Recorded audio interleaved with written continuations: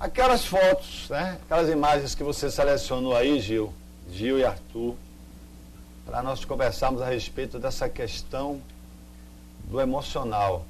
Raquel Rocha, né? É psicanalista, é a nossa companheira, a nossa parceira aqui, né, na televisão. Toda quinta-feira está aqui falando sobre cinema. É Pequena Princesa. Falando sobre literatura. E eu aproveitei e disse, não, Raquel, eu gostaria de ouvir de você, porque eu tenho ouvido tantos comentários, tenho tantos programas e tenho discordado, mais uma vez, a forma, às vezes, que a imprensa, né, pega determinados assuntos tão delicados, assuntos da alma, né, e fazem críticas como se fossem, dizendo assim, vem cá, é melhor um picolé de chocolate ou um picolé de morango, esquecendo que eles estão falando sobre seres humanos. Sobre o sentimento, sentimento. A emoção. A parte Quem mais... sabe a história da vida desses jogadores? O que vem na cabeça deles, lembranças do passado, de um passado que normalmente de um jogador de futebol não é um passado, né? A tensão que eles Muito estão ali agradável. naquele momento. Saber que 200 milhões de pessoas estão assistindo e querem que o Brasil seja campeão. E aí você vai e critica, né? Critica. Eu vi um monte de gente fazendo uma análise crítica que ali não era lugar para chorar. E quem é que diz onde é o lugar para No programa de ontem de Falcão, eu vou comentar com você algumas colocações de um jogador, Juninho. Que Juninho, como ele era jogador, foi jogador, os repórteres respeitaram ele. Então ele foi incisivo. Então ele conseguiu quebrar, porque estava, né, aquela crítica, aquela coisa assim, não pode ser, porque te chamou a psicóloga, tem alguma coisa errada. Só faltava dizer que homem não chora. Só faltou isso, né? Só faltou isso. Ai, que absurdo. Entendeu? Olha que situação. Mas tudo isso é um aprendizado. Inclusive, eu acho que isso é um legado. Talvez seja um dos maiores legados dessa seleção, independente de ela se classificar, ser campeão ou não, mostrar o lado humano dos jogadores. Humano, entendeu? Né? Porque o mundo inteiro está dizendo que o Brasil é o melhor país do mundo. Os estrangeiros estão adorando o Todos. Brasil, né? Tiveram 2 repórteres mexicanas rindo, se acabando, foram entrevistadas pela Fox no Rio de Janeiro, e dizendo assim, queremos vir para cá. Morar. Porque eles não entendem por que o brasileiro ri em cada esquina. É calor humano que a gente tem. E olha, Miguel, não tem nenhum país do mundo que as pessoas sejam mais calorosas do que no Brasil. Não tem. Eu sou a favor de ver essas manifestações espontâneas. A continuação do hino, por exemplo, que é uma coisa que não, né, quebra ali uma regra pré-estabelecida. Tem outros países já fazendo, você está sabendo, né? O Chile já fez. E graças a Deus. E ninguém tem que vaiar hino de ninguém, não. A gente tem que respeitar. Rolou uma vaia, aconteceu uma vaia. Isso é feio. Aí a crítica foi... Isso é horrível. Fiquei envergonhada quando aquilo aconteceu.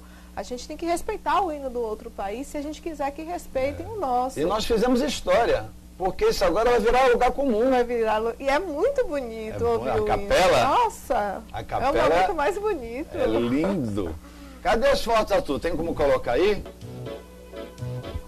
Olha para isso. Esses são... É com você. Ok.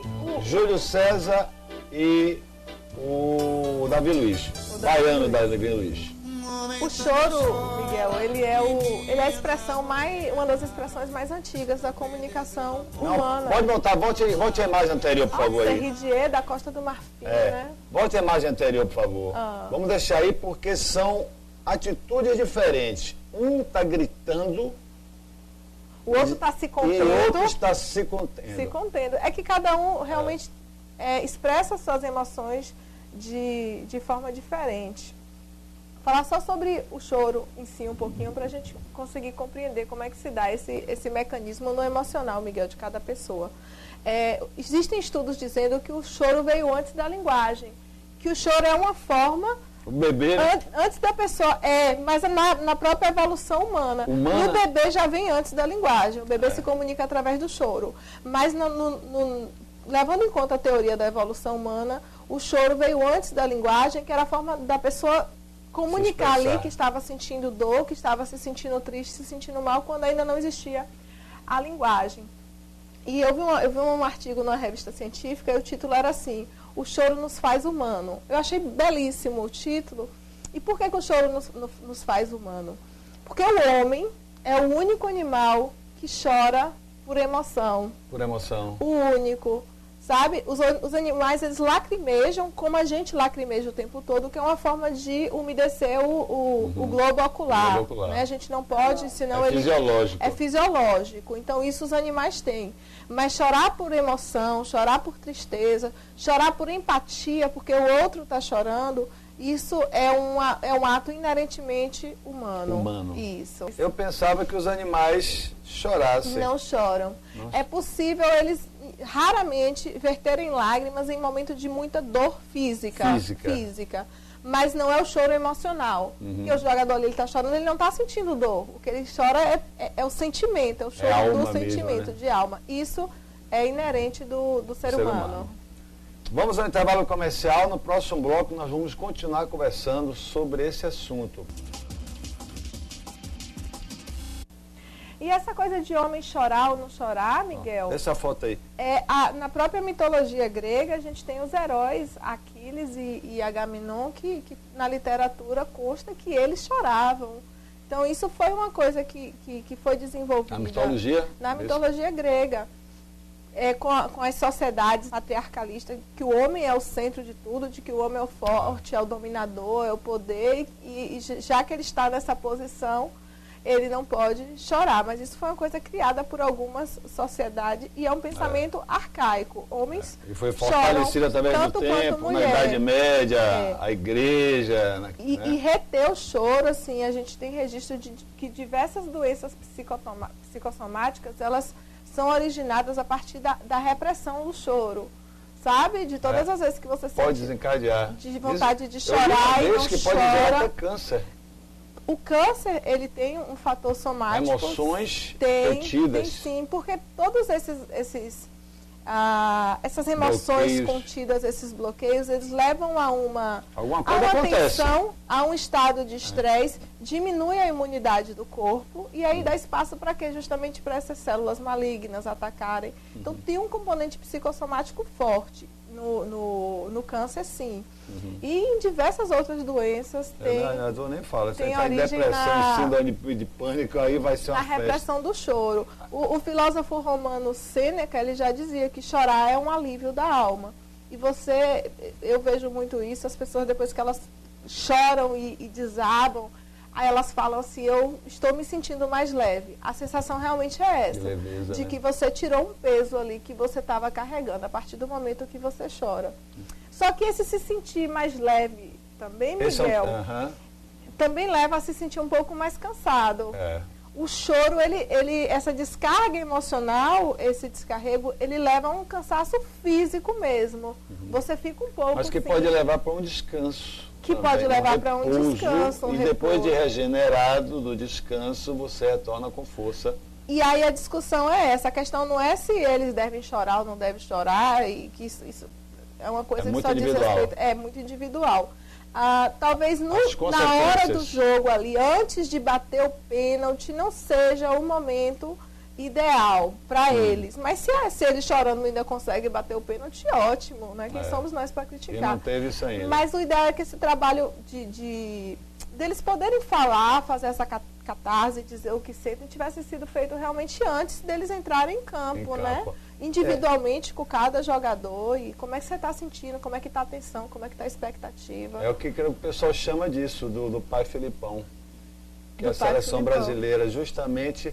Talvez Filipão tenha sido convocado para a seleção, não porque técnicos bons tem muitos no Brasil e no mundo inteiro. Inclusive estava sendo feita uma enquete ontem, tem 3 técnicos italianos, 3 argentinos, 3 franceses e só tem um brasileiro. Mas esse estilo paizão dele, talvez tenha sido uma luz da comissão técnica e dizer assim, olha, o Brasil precisa de uma figura de pai. Sim. Né? De cuidador. De cuidador, porque a galera é meio, né, joga lá fora, mora longe da família, vem de origem humilde. E nós temos uma característica interessante, a idade dos jogadores. É um time jovem. É um time jovem, é o time mais jovem do que o time de 2010 e do que o time de 2006. A média de jogadores dessa nossa seleção... Média de idade. a média de idade é 27 anos, 27,8. Nós temos jogadores com 22 anos, Neymar e Oscar, não é isso? Menino. 22 anos, quer dizer, a pessoa que não tem ainda uma maturidade. Eu fico imaginando com 22 para estar sendo cobrado dessa forma. Então tem essa característica importante. E tudo, né, Miguel? O fato da Copa estar sendo realizada no Brasil, a gente tem, as estatísticas mostram que 30% das Copas foram vencidas pelos países sede. Isso aumenta a pressão. Se o país sede for um país considerado da elite do futebol, né? É o país do futebol. Argentina, Inglaterra, França, Itália, esses países que são da elite, essa estatística sobe para 50%. Então, assim, é como se tudo tivesse ali a favor do título. E se esse título não vier, é por culpa deles. Né? E aí é a pressão, né? A pressão grande. Eu gostaria de volte aí uma foto. Seu número 1 não é fácil, Miguel, né? Nunca. Seu número 1 não é fácil, não. Diz até que chegar é fácil. Sustentar é que é difícil. Sustentar a primeira posição e a pressão que vem. Volte as fotos aí. Eu quero ver uma foto de um torcedor. Dá para botar aí, Arthur? Pronto. Agora me explique. Aí o torcedor não está em campo, né? Não vai bater pênalti, não é isso? Exatamente. E não tem ninguém olhando para ele, entre aspas. Só essa câmera que flagrou.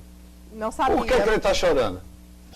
Aí a gente entra na questão do... É um doente? Não. Não era para estar feliz? Olha para isso. Olha que bonito. No caso de quem está ali torcendo, tem também o sentimento de patriotismo. Aí já não é tanto... Existe a tensão também, existe a expectativa, coisa e tal. Mas aí já vem um sentimento de patriotismo, né? E você sair do seu país para assistir uma Copa em outro lugar, para torcer pelo seu time, aquelas pessoas que estão ali representando o seu país.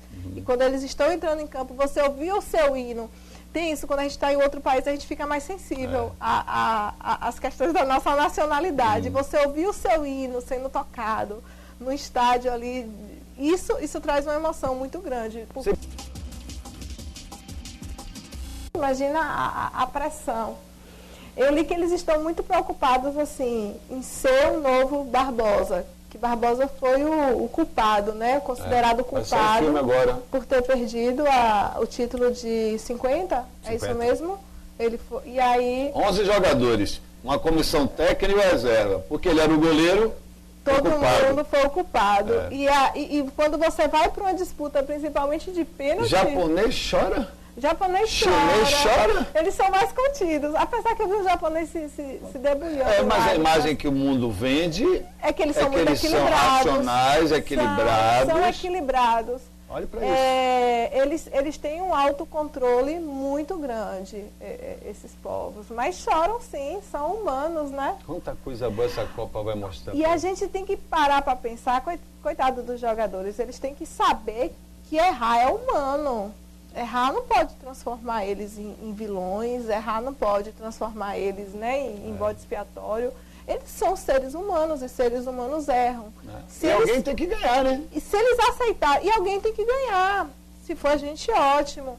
Mas no momento que eles aceitarem isso, de que errar é humano, e vai aliviar muito essa pressão que está em cima deles. E aí, talvez, assim, essa questão deles ficarem lendo notícia, em rede social, sendo bombardeados dessas informações o tempo todo, eu deixaria eles mais quietinhos no canto deles.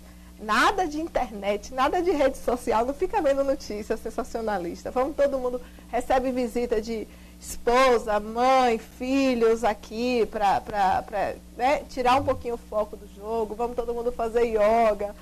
Aliviar um pouquinho. Eu vou tirar umas férias das redes sociais. Vai tirar? Porque tem aborrecimento, né?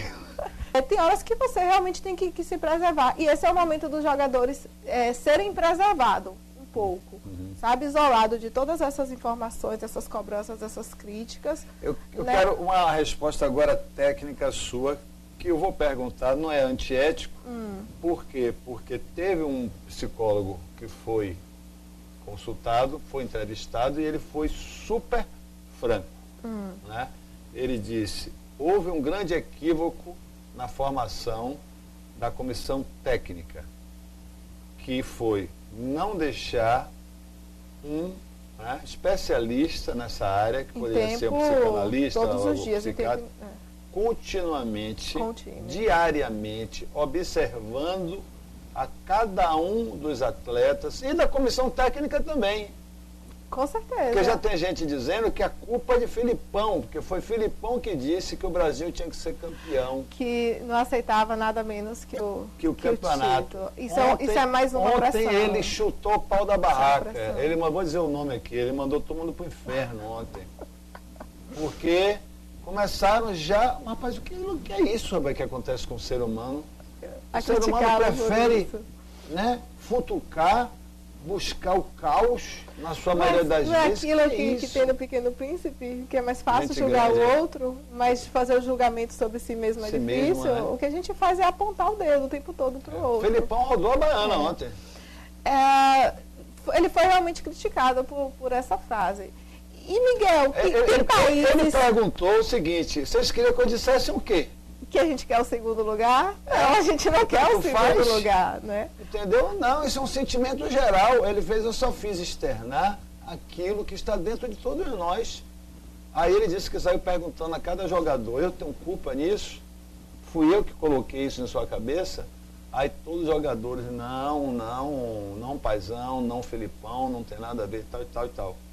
Então, a comissão técnica, a CBF, furou nessa. Eu acho que tinha que ter um acompanhamento o tempo todo. Você pode agora dizer o que foi que você falou então, e que eu não sabia sobre a psicóloga? Tem a psicóloga que está fazendo o acompanhamento. Ela disse que ela teve que se ausentar. Meio acompanhamento. Ela vinha antes, fazendo, e ela disse que ela teve que se ausentar porque ela é professora universitária, mas que agora, nesse momento, ela vai ficar o tempo todo, porque ela estava de férias. Mas houve uma falha nisso. Ela estava de férias. Houve uma falha, porque você tem uma pessoa que ali tem outras ocupações. Eu colocaria permanente. Alguém com disponibilidade. E eu não estou questionando a competência dela, mas ela tinha a comissão técnica, as obrigações dela ali na instituição que ela recebe um salário. Contratar especialista para ficar pelo menos 6 meses antes de ir fazendo. E evitar esses rompantes, por exemplo, na hora de você chutar uma bola, que é para você estar ali concentrado somente ou dar uma cotovelada, como o Neymar fez. Ou dar uma cotovelada, ou outro jogador. Aquele jogador que vem sendo acompanado já. O que mordeu? Ele já vinha sendo acompanhado. Ali já é um caso um pouquinho mais complicado. Patológico, né? O caso dele. Mas talvez se viesse esse acompanhamento, se eles tivessem tido esse momento de chorar antes, não tivessem chegado tão... eu acho que o Luiz Soares, se chorasse, não teria mordido. É possível. É possível, sim, porque uma das formas de você extravasar também a agressividade é através do choro. Talvez se ele tivesse chorado, ele não tivesse ali naquele momento ali. E é uma coisa que ele sabe que ele não pode fazer isso, ele sabe que vai ser punido, mas é uma compulsão, é mais forte que ele. Quando ele vê, ele já fez. Raquel, a questão da cultura brasileira, foi citado isso também, que qualquer empresa deveria ter, não tem um assistente social, é uma resistência para colocar um assistente social. Alguém perde um filho, perde uma família, mas tem que trabalhar e ninguém tem que ter alguém na casa, dar um conforto, tentar ajustar as coisas, mas é uma resistência incrível. Toda empresa, do meu ponto de vista, principalmente empresa de risco, o pessoal que passa 20 dias dentro de uma plataforma dentro do mar, meu amigo, e dizer que esse cara vai voltar para a Terra inteiro, é impossível. Um astronauta, as histórias já tem aí, é que o pessoal da NASA esconde. A maioria voltou meio fora do prumo, depois que viu a Terra de longe e aí... se sentiu insignificante. Nada, Mas existe uma cultura que diz o seguinte: fulano foi no psicólogo. Ih, rapaz, fulano tá maluco. Ainda existe isso, latente, né, Raquel? Existe, mas isso é uma coisa da nossa cultura, Em outros países, não. Por exemplo, aqui, quem faz análise, quem tem coragem para se submeter ao processo analítico, faz análise uma vez por semana. Eu confesso, morro de medo. Ah, é maravilhoso, Miguel, você vai adorar. Ai, mas é isso, precisa ter coragem para fazer E coragem para admitir e aí que tem medo. É isso, também para admitir que tem o medo. Aí fala assim, é maluco, tá fragilizado. Não, quem faz análise é quem é forte. Todos nós deveríamos fazer, Para né? aguentar. Eu acredito que sim, é bom para todo mundo. Isso, Neymar disse que está adorando as sessões com a psicóloga e que depois que terminar a Copa, que ele quer continuar fazendo terapia. Olha que exemplo bacana, bom, né? Hein? Ele garoto, disse que quer né? continuar, disse que está se sentindo mais aliviado e que quer continuar fazendo terapia depois. Então é uma questão cultural ainda isso. É uma questão cultural. Então, por exemplo, aqui quem faz análise faz uma vez por semana. Se a gente pega a França, a média de análise é 3, 4 vezes por semana. Ah, é? Lá eles fazem, tem gente que faz análise todo santo dia. Para ali, tira 50 minutos do seu dia para ter aquele momento ali de poder dizer o que pensa, de extravasar, de refletir. No Oriente existe a meditação. A meditação também é uma forma, né, de você parar ali aquele momento. Fazer a leitura de si mesmo. Os franceses já vão mais para o lado da análise. Eles gostam muito. Aqui existe uma certa resistência ainda. Total. Os então, planos de saúde não pagam. Psicólogo, psicanalista e psiquiatra não é... Porque o psiquiatra ele até atende Só que atende. Psicótico, porque passa, né? passa medicamento. Como o psicólogo pode atender um psicótico e o psicanalista também. Mas assim, não é coisa de maluco, é coisa de gente normal que quer se conhecer. E se melhorar. Conhecimento. Exatamente, Miguel. Perfeito. É isso. No próximo bloco. E a gente tem que mudar essa cultura. Já estamos mudando. A partir do momento que você está aqui presente, falando dessa declaração, e nada é por acaso nessa vida, isso que está acontecendo não é na seleção, é no campeonato da FIFA, porque nós já vimos torcida chorando, jogador de Gana chorando, Estados Unidos e tal, não é só brasileiro. Entendeu?